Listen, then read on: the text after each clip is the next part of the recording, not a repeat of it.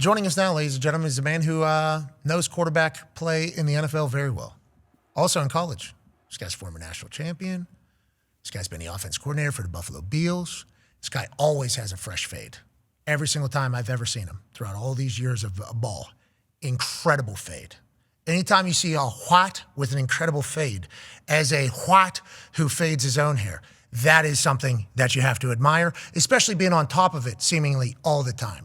The new head coach of the Buffalo Bills, ladies and gentlemen, Coach Joe Brady. Yeah, coach! Good fade, really good.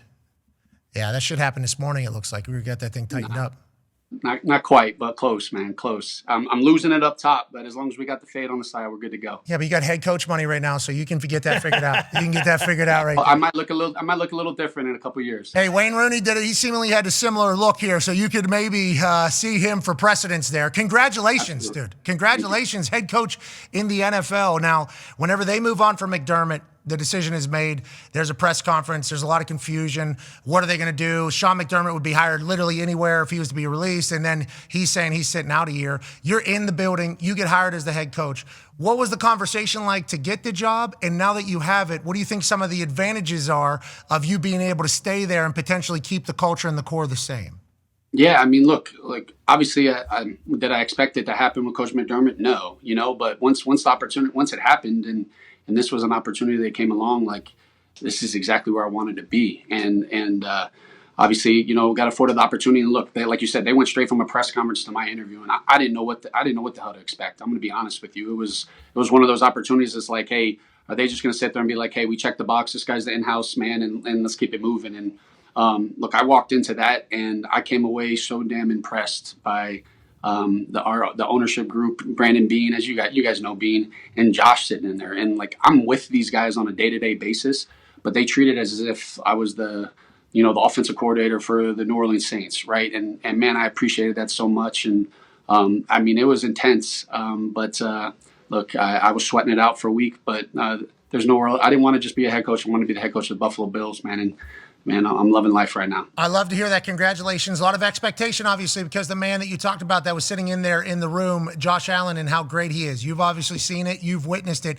What are the questions in there? Are they talking about, okay, you have an MVP quarterback. We have the best runner in the backfield in James Cook. Our offensive line was voted the number one offensive line in football by A.Q. Shipley in the trenches. What is the conversation? What is the interview like? And what did they not know about you maybe that they learn in that interview process that make you think that you could be the head guy?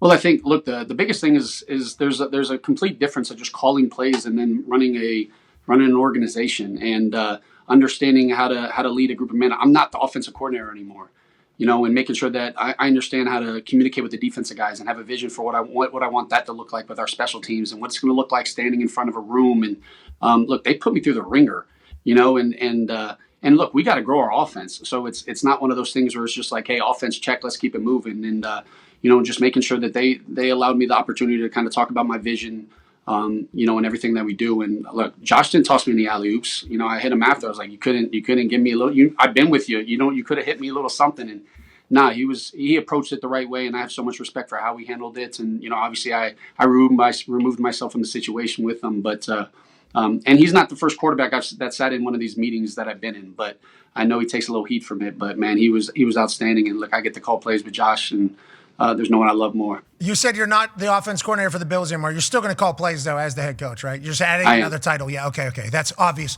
I hate our defensive guys need to know that. You know what I mean? Like I'm not an offensive head coach. I'm a head coach, and like I just told the guys out there, like I can't wait for the first practice to go out there and Josh to throw a fucking pick, and I get to celebrate with the defense. Like, I can't wait to be able to talk shit to our fucking offensive tackle when we get beat 10 minutes to it.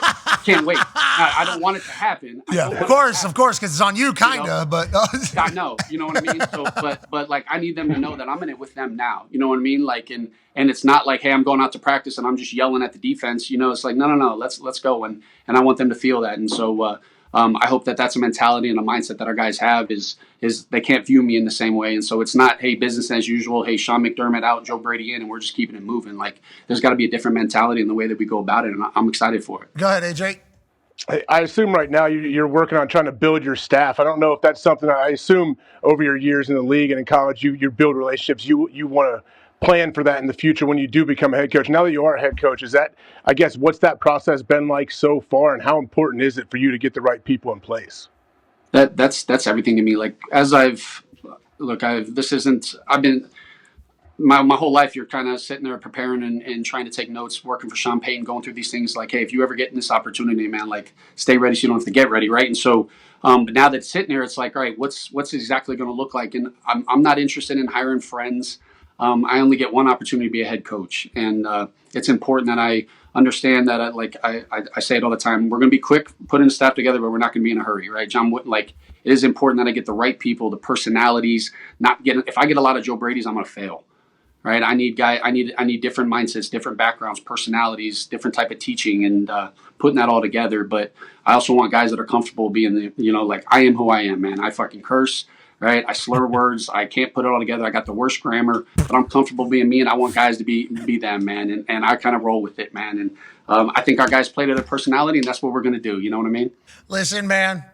I mumble every once in a while. You get the fucking point. All right? You understand what I'm saying? You hear what I'm trying to say. Oh, yeah. And then once I get the caffeine in me and I'm talking before a game and I'm rolling, like, I don't know what the hell I'm saying. But it's the guys know that I love them, and I'm going to fucking do whatever I got to do for them. Okay, so let's talk about the expectations. Obviously, you have high expectations already on yourself, but McDermott gets let go after what some places would say a successful season. Obviously, not making it to the Super Bowl is the conversation about, can we get there? How do you kind of manage the expectations being absurd for a first-time NFL head coach, but also understanding that that's a reality of the Buffalo Bills with Josh Allen as a quarterback? Yeah, I mean, I wanted the job because of that. Like I'm not going to shy away from expectations. Like, there's no one from me. Like, I'm still a GA with a mindset. Like, I showed up to work with the same mindset. Nothing's changing from that. So if I'm focusing on expectations from other people, there's a standard by how we do things here, and it's my mindset to be able to change that mentality and making sure that we can do whatever that is to be able to get to where we haven't gotten. And but I'm not shying away from it. Like, I'm embracing it, and I want our guys to know that. But, like, I don't believe anybody rises to low expectations. Like, who the hell wants to be somewhere where you're sitting there going into it and not having, a mindset and feeling like we got a chance? Like, we got 17. And when we show up every single day, they got to know that they got to fucking play us and not the other way around. I don't think you mumble, by the way. I just think you speak very fast. If you listen, I'm excited right now. I'll slow down for you, bro. No, don't. I'll listen a little faster. 50 Cent said that. If you can't understand what I'm saying, just listen a little fast. Like, that is, whenever you're chatting, because you didn't flub right there. Your WPMs were very high and you didn't flub. I was actually listening for a flub because I can potentially be a fast speaker every once in a while as well. So whenever I heard you get going, I'm like, wait a second, is Joe Brady's brain about to go really pop off in this thing? And it was. You're like Busta Rhymes in there. Twista, you didn't miss a single beat, brother. I respect it. And then you got you're crushing it right now, Joe. You're crushing it right now. I know it's going up too much, man. Like, I need a trip to Turkey. Headband. You need to start wearing the double headband like LeBron. That is true. That can change the game like that on the sideline too. Something to think about. Because Belichick has the cutoffs, obviously. Some people have the visor. Some people are cool. You having a big headband, just a massive headband. Jim McMahon back. We're rolling. Yes. I think that is not a bad. Something to think about. Listen, we're just ideas here. We're just creative. It's first couple of days. Go ahead, Con, man. Yeah, Joe, obviously you see the helmet on Patriots fan, so I'm not going to wish you good luck per se, but it is very nice, to see you as a head coach, especially from your journey at LSU that we all followed. But have you thought about the fact that you were going to be the first head coach in Buffalo Bills history to coach in the brand new stadium? Have you kind of grasped that and kind of wrapped your mind around that? And also, can you give us an update as far as how big the Buffaloes are outside of the stadium, if that is something that you know? Need to be big. Yeah, well, you guys are going to have to come here to check that out and find out for yourselves. Hell yeah. Okay. We got it. It's time to make a trip to Buffalo. Deal. You know what I mean? Like, that's exactly what it's got to look like. But it's first, I struggle talking to you wearing what you're wearing, but okay. It's almost like I wanted to just skip your question. You can. He's living the high life right now. You know, I know. Yeah, I could ask you about the Super Bowl, but Patriots are there. Sorry. But throughout the LSU. Hey, Josh. Hey, there he is. Josh, what up, dude? How you doing, man? I'm good. How you guys doing? Good. We saw you crutch your ass into his press conference. Everybody's like, you know what? Josh loves Joe. He crutched his ass in there. That's an accurate assessment, I believe. He's not even hurt. That's the crazy thing. All for show. All for show. I honestly, I could play on Sunday if we needed me to. I would. I know you would. Yes, that's Yeah, coach. that's why you're Josh Allen, brother, and that's why everybody wanted that gig. Hey, he talked about you being in the interview room, and he said you got a lot of shit, and he talked about how other rooms or buildings that he's gone to, the quarterback's been in there as well. He said you kind of separated church and state there whenever you're doing the interview process. How much did you enjoy that, and how pumped are you for Joe to get the gig up there? Very, very excited for Joe. Obviously, we talked about it. I didn't do anything for him. He did it himself, but I got to be in there, and it was a unique perspective to kind of, like you said, separate church and state. Asked him some hard-hitting questions, but we got to ask him one question now. What watch is he going to get? I got him onto watches. I'm just kind of into the watch game. Yeah, and he said when he gets a head coaching job, whether it was here or somewhere else, that he was going to get himself a watch. So now we got to find him a watch. Joe, that's awesome that Josh is buying you and all the new coaches watches. That's so cool. Thank you, Josh. Wow. You're a hero, Josh. Rolly Presidential, is that what you're looking for too, Joe? Maybe the Dahn? That's the exact one I want. I think we could find one like in New York on one of the streets. Good place to get him. Yep. It's a good place to get That's him. not a bad idea. People never know, too. He's a head That's coach. what I'm talking about. Yeah, he's a head coach. Josh, obviously you got rehab for how long? Is that already projected out? Is that just what your offseason is now? You're going to be good for everything coming forward in the spring and everything? We'll be gravy. You're the man, Josh. Thank you for popping in. Hey, guys. Appreciate it. You too. Cheers, dude. Hell yeah, Josh. Legend. Absolute legend. Okay, last couple questions, if that's okay, Joe. Yep. Sorry, let me get you right. When you get Josh Allen, you got to get him in the camera. Yeah, I see you get it. Yeah. Yeah. Usually Josh Allen comes in and I just get out of the way. But, here we go. Hey, you get it. That might be why This is a first. This is a first. That might be why you got the gig right there, actually. Okay, so let's say you're doing an interview with that dipshit McAfee. Okay, Josh Allen comes in. What are you doing with the camera? Let me move that thing. Let me go ahead and move that thing. Yeah. Go ahead. He's sitting on crutches, and I'm sitting down, and I didn't even let him sit. Is there a riff in Buffalo? Yeah, go ahead, Dahn. Go ahead, Dahn. Yeah, Coach. During the press conference, there was a lot of talk about Bills draft picks and disagreements maybe between coaches in the front office. Have you talked to Bean yet about what your role is going to be in the draft process, or was that part of the interviews at all? Yeah, look, Brandon Bean and I are in this together. Like this isn't Joe Brady. This isn't Brandon Bean. Like we're like this. And what I love, I've had an opportunity to work for him. A lot of times you get a new job, and it's like, hey, everyone, we're acting like we're best friends. We've never worked together. Like I've been in it with Brandon Bean and understand how he thinks and understand that we can have the tough conversations and like the alignment that we have, like we can disagree, and I'm good with that. And so, but once we leave and just not disagree too much. Yeah. I mean, people are showing up everywhere. You guys are dressed alike. Look at you guys running for president up there. Matching suits. Twins. Yeah, you guys look good. That's smart. Oh, yeah. Yeah. All right, I'm out. All right, suit. See you, suit. See you, brother. Good to see you, man. Yeah. Yeah, the suits. I'm not a suit guy, but yeah, no. Like at the end of the day, like I'm going to be involved in the draft of visions, and he wants that collaboration, and that's who he is, and like we're in this together. And look, like I said, we're not going to agree on everything, but when we can agree to disagree, when we're in that room, when we open that door, it's an organizational decision, and we're freaking rolling. Congratulations on finding somebody you're on the same page with. Obviously, having to coexist for the last few years and understanding how each other operates a big deal.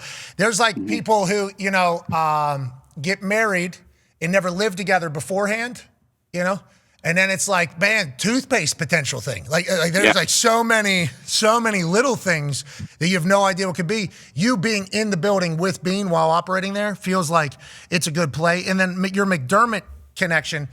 Is William and Mary just like, what is this place? Is this where what is it, honestly?